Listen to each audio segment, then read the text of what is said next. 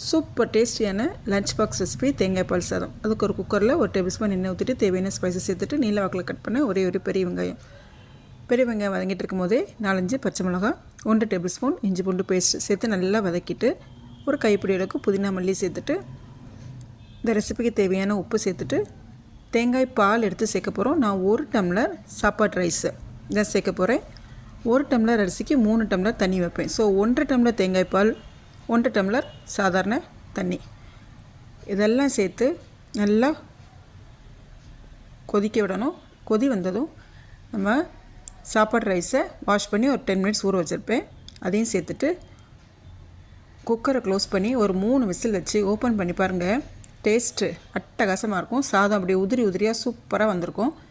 Side dish எதுவுமே தேவையில்லை, அப்படியே சாப்பிட்லாம். பட் நான் சிக்கன் கிரேவி வச்சு சாப்பிட்டு பார்த்தேன், அல்டிமேட்டாக இருந்து. கண்டிப்பாக நீங்கள் ட்ரை பண்ணி பாருங்கள்.